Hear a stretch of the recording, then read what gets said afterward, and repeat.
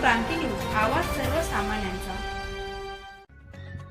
दिंडोरीचे विद्यमान खासदार भास्कर भगरे गुरुजी यांनी नांदगाव अध्यापक डीएड महाविद्यालयातील माजी विद्यार्थी मित्र यांची सदिच्छा भेट घेत निफाड तालुक्यातील लोणवाडी येथील हॉटेल संदीप ड्रीम इथे संवाद मेळाव्याचे आयोजन करण्यात आले होते। या मेळाव्याप्रसंगी मराठा विद्याप्रसारक संस्थेचे अध्यापक विद्यालय नांदगाव येथील माजी विद्यार्थी, विद्यमान संस्थेतील शिक्षक उपस्थित होते। यावेळी मागील महाविद्यालयातील कटू गोड आठवणींना उजाळा देण्यात आला। वर्गातील अनेक विद्यार्थ्यांनी भगरे गुरुजींशी मनसोक्त गप्पा मारल्या। शिक्षकांच्या कौटुंबिक जीवन, सुख दुःख या विषयावर चांगल्या गप्पा रंगल्या। यावेळी खासदार भगरे म्हणाले, मला मिळालेलं यश हे जनशक्तीपुढे नमलेली धनशक्ती चा पराभव होय। आजही शिक्षकांवर समाजाचा दृढ विश्वास आहे। तो विश्वास संपादन करून जनसामान्यांना न्याय मिळवून देण्याची खूप मोठी जबाबदारी माझ्यावर समाजाने टाकली आहे। शिक्षक हा विविध क्षेत्रात अष्टपैलू व्यक्तिमत्व असल्याने तो कोणत्याही क्षेत्रात यशस्वी काम करू शकतो। बालवाडी शिक्षिका ते सेवानिवृत्त शिक्षकांना वाटते की मीच खासदार आहे इतका स्वाभिमान बळावलाय। या निवडणुकीत खऱ्या अर्थाने समजले की पैसा फॅक्टर महत्त्वाचा नसतो। शिक्षकांना आज खऱ्या अर्थाने सन्मान आहे।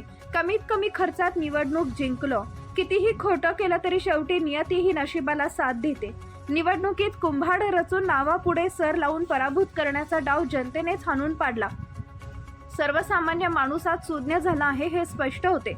या निमित्ताने चांगले काम करण्याची संधी मला जनतेने दिली आहे।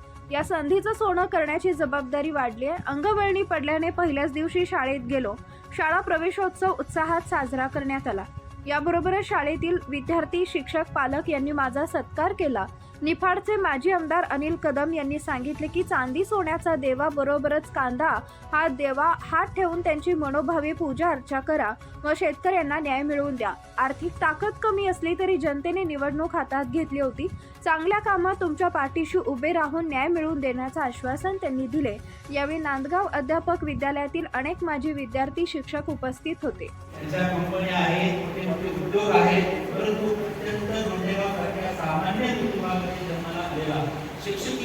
शिक्षक म्हणून काम करणारा आपला मित्र त्याला उमेदवारी देणं आणि प्रचंड अशा मताने निवडून येणं ही खरोखर आपल्यासाठी आणि आपल्या पूर्ण मतदारसंघासाठी खूप अभिमानाची गोष्ट आहे। सर, मी एक किस्सा सांगेन की मी 20 मेला आपलं मतदान होतं। 20 एप्रिलला मी कोकाड्याकडे जात होतो आणि मला आमदार भुसावळकडे जायचं होतं, कारण मी मोखाड्याला होतो। एक उत्तम चेहरा, सर्वसामान्य कुटुंबातला एक चेहरा त्यांना द्यायचा होता आणि जनतेला हे निश्चितच आवडलेला आहे।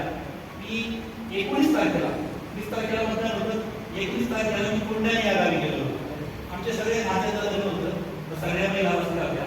मला त्यांनी विचारलं, म्हणजे तुला तर ड्युटी असेल? म्हटलं मागे ड्युटी माझ्या आजूबाजूला चालतो, कारण दुसऱ्या दिवशी मतदान होतं। मला आमच्या सगळ्या कुटुंबातल्या महिला होत्या, त्यांनी सगळ्यांना सांगितलं मतदानाला जायचं आणि एक दिवशी म्हटलं पुन्हा मतदान करायचं।